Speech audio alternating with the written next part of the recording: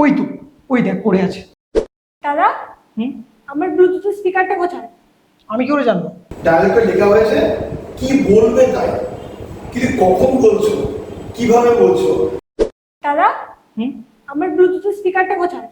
আমি কি করে জানবো? নাটক করিস না, কালকে তুই নিয়ে গিয়েছিলি। আমি নিয়ে গেছিলাম, সরি দিতে ভুলে গেছি আসলে। তোর এই ভুলে গেছি কথাটা শুনতে শুনতে আমি ক্লান্ত হয়ে গেছি। একটা সামান্য ব্লুটুথ স্পিকারই তো, এটাকে নিয়ে তো রাগারাগি করার কি আছে? শুধু স্পিকার না, আমার চার্জার, হেডফোন, বই সবই তোর কাছে যায়, কিন্তু ফেরত আসে না। আমি আসলে না তোর জিনিসকে আমার নিজের মতো করে ভাবি, তাই জন্যই তো। ও, তাই নাকি?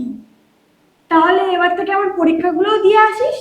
হুম, ওটা ওটা পারবো না আমি। নাটক করিস না, তোর জন্য কালকে আমার প্রজেক্ট জমা দিতে দেরি হয়ে গেছে।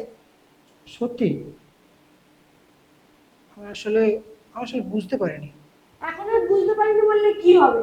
তুই শুধু তোর নিজেরটাই ভাবিস, অন্যের সমস্যার কথা তুই ভাবিস না। আচ্ছা, আমি সরি। শুধু সরি বললে কি সব ঠিক হয়ে যায়?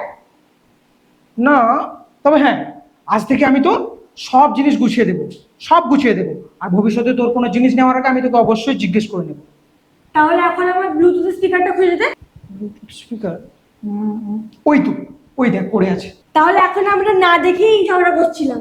তা নয় তো কি, দেখ ঝগড়া মিটে গেছে। তাহলে শো, এবার গরম গরম চা আর চিপস খাবো দুজনে, চ। ঠিক আছে, কিন্তু মনে থাকে যেন আমার কোনো জিনিস নেওয়ার আগে আমাকে জিজ্ঞাসা করে নিতে হবে। জি ম্যাডাম, সব মনে থাকবে। ডায়ালগ যখন দিচ্ছ, ডায়ালগ প্রত্যেকে মুখস্থ আমি জানি, তাই না? কিন্তু মুখস্থটা তো হবে না। ডায়ালগটা লেখা হয়েছে কি বলবে তাই, কিন্তু কখন বলছো, কিভাবে বলছো। প্রথমে বোন একটা জিনিস খুঁজছিল, দুজনে ডিস্টেন্সটা বেড়ে যাচ্ছে, ডিস্টেন্স বাড়বে না।